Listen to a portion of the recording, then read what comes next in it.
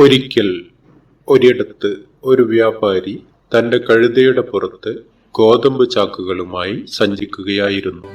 Once upon a time, a merchant was traveling with his donkey carrying sacks of wheat.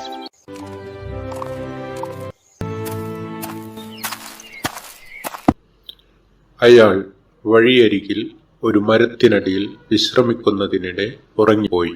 He fell asleep while trying to rest under a tree on the side of the road.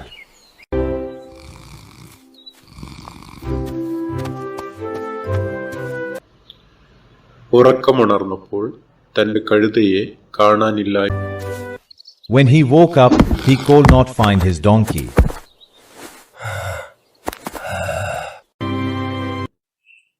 അയാൾ തന്റെ കഴുതയെ അന്വേഷിച്ച് നടന്നു. He walked around in search of the donkey.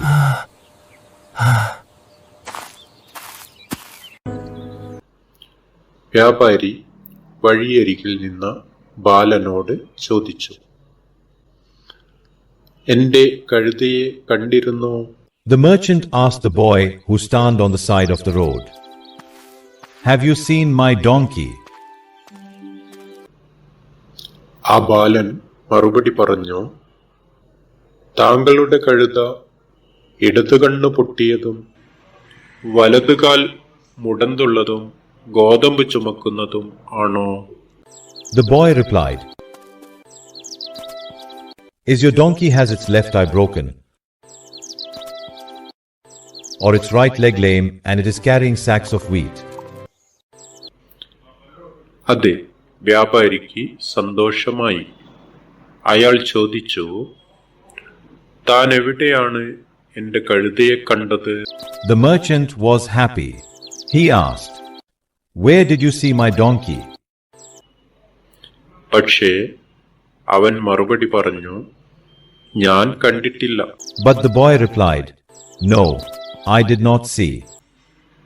ഇത് കേട്ടപ്പോൾ വ്യാപാരിക്ക് പെട്ടെന്ന് കോപം വന്നു. അയാൾ അവനെ ശിക്ഷ വാങ്ങിക്കൊടുക്കാനായി ഗ്രാമമുഖ്യന്റെ അടുത്തേക്ക് കൊണ്ടുപോയി.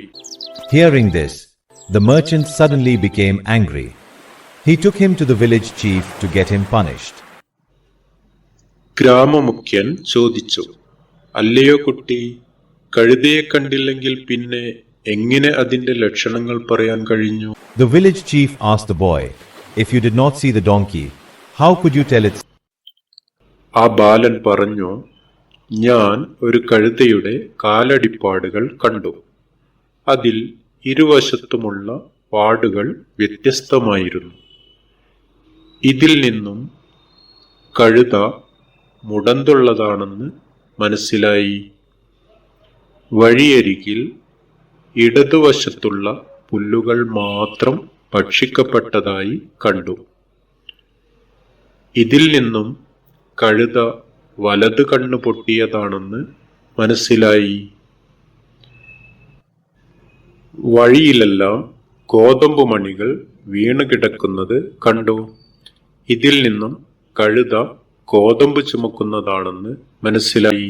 The boy said, "I saw the footprints of a donkey. The marks on both sides were different. From this, I understood that the donkey was lame. Only the grass on the right side of the road was eaten. From this, I understood that the donkey's left eye was blind. Wheat grains were found fallen all over the road. From this, I understood that the donkey was carrying wheat."